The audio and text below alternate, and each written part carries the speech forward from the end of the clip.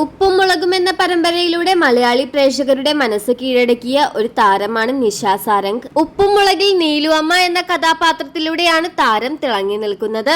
ജീവിതത്തിൽ ഒരുപാട് പ്രതിസന്ധികളിലൂടെ താൻ കടന്നു പോയിട്ടുണ്ടെന്ന് നിഷ പങ്കുവച്ചു. 10ാം ക്ലാസ്സിൽ പഠിച്ചപ്പോഴാണ് താരത്തിന്റെ വിവാഹം കഴിഞ്ഞതെന്നും എന്നാൽ ആ ദാമ്പത്യ ജീവിതം ഒരുപാട് നാൾ മുന്നോട്ട് പോയില്ല എന്നും നിഷ വെളിപ്പെടുത്തി.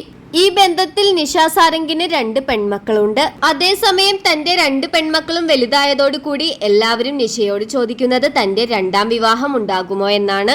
മുമ്പൊക്കെ നിഷ പറഞ്ഞിരുന്നത് ഇനിയൊരു 2ാം വിവാഹം തനിക്ക് ഉണ്ടാകില്ല എന്നാണ്. എന്നാൽ ഇപ്പോഴിതാ ജീവിതത്തിൽ ഒരു പങ്കാളി വേണമെന്ന ആഗ്രഹം പങ്കുവച്ചിരിക്കുകയാണ് നിഷ.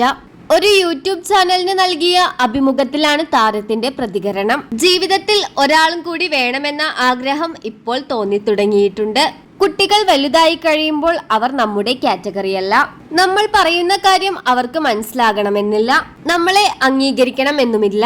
അപ്പോൾ നമുക്ക് പറയാനും നമ്മളെ കേൾക്കാനും ഒരാൾ വേണമെന്ന് തോന്നും. നമ്മൾ ആ സമയത്ത് ഒറ്റയ്ക്കിരുന്ന് കരയാനൊക്കെ തുടങ്ങും. എനിക്ക് പറയാനും എന്നെ കേൾക്കാനും ഒരാൾ എനിക്ക് വേണം.